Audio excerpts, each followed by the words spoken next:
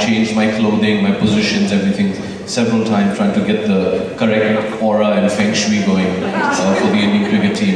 It evidently didn't work, but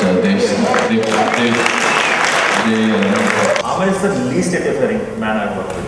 And he's a delight to have on the shoot because he stands by you. Abhishek Bachchan, Shailendra Singh, Rajkumar Hirani, Sudhir Mishra and others were seen at the Day 2 of FICCI Frames 2015 held at a 5-star hotel in Mumbai. Have a look.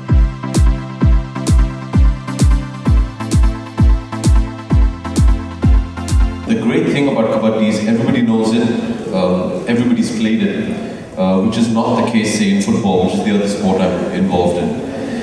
So we had a ready fan base, and I think the thing to note in Kabbadi was, even if you go today in the second season that's going to start in July, if you go to any of the stadiums, it's not really team-centric. They're just there to enjoy the experience of watching a Kabbadi match. Whereas in football, it's the complete opposite. I remember I walked in with the Chennai FC team to Jawaharlal Nehru Stadium in Delhi to play the Delhi Dynamos, and I was booed. And I was so excited, where people didn't think I would be, but it went to show that people are getting behind their team. There is a very healthy rivalry that's being set up. That's what sports is about. It's about the fans. So whereas in Kabbadi you have fans that haven't really chosen teams yet, but they're just fans of the sport. In football you have fans of the teams, which is, I think, both are healthy. So when Kabbadi started, and by the grace of God, it did exceptionally well. The average life expectancy in Mumbai is 46.5. So I'm 3.5 years in bonus right now. So there's not much time left. So I think realistically, you're long way. I think the change is now, and I think we need to make that change. Look at the privatization that happened to the airport. We all lived with that horrible domestic international airport. Now it's swanky, it's cool, And a private company came and made that change, and all of us now enjoy going to the airport. We even go early now to have a cup of coffee and then take our flights. So I think that change is crucial, and also somewhere down the line there has to be accountability. So the sports minister, what is he doing, man? Where is his plan? Where are his targets, quarterly, monthly, annually? Why is he not held accountable? The wonderful news for Radha and me is, I don't think that day is very far away where we can announce the Women's Pro Kabbadi League.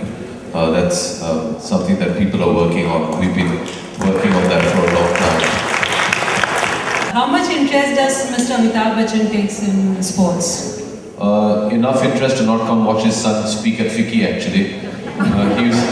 He refused to get up from his seat while watching the match. And your mother, Mrs. Jia Bachchan? My mother? Yeah. The minute we started losing, she thought that we started losing because she started watching, so she put it off. And of course, as all us Indians, we all believe it's because of us that we've either won or we've lost the match. So yeah, I changed my clothing, my positions, everything several times, trying to get the correct aura and feng shui going for the Indian cricket team. It evidently didn't work, but I think they played like champions, and nobody expected them to make it to the quarterfinals, let alone the semi-finals. So I think they're all winners. We've seen Aishwarya, we see her on television, so she does take interest. Yes, she loves sports. Started as an editor in cinema. Did you want to become a director, and therefore you thought this was the right process? It's a funny story. When I grew up in Nagpur and I wanted to go to the Film Institute. So I applied in the direction course and I didn't get selected. Then somebody told me, a student from there, he told me that, there are lakhs of people who apply for those 8 seats in the Film Institute. So it's damn tough. Why don't you apply for editing? Lesser number of people. Usually less number of people apply for editing. So I asked him, what is editing? He said, how does it matter? Get into the institute, then make films if you want to. So I actually applied for editing, not understanding what it meant. And my father, even when I became an editor, I would really try and explain to him, and somebody would ask him, what does your son do? And he says, pata nahi, wo kuch film mein kaat ke jodta hai, kuch something. Extracted wonderful performances from actors who are otherwise supposed to interfere with the directors. What is the secret way? Let me first clarify, Aamir is not saying it for a how do I say it? Like, let me seriously clarify. Aamir is the least interfering man I've worked with. And he's a delight to have on the shoot because he stands by you. If somebody has questions, even a cameraman will have questions, your music director will have questions, your other actors will have questions. So as a director, it's your job to answer those questions. But he never interferes and he's very clear that final call is yours. You can have a debate, but he says, okay, I want only one person to have a vision. So he'll never. So it's a joy to work with him. Now coming to your question, how do you handle actors?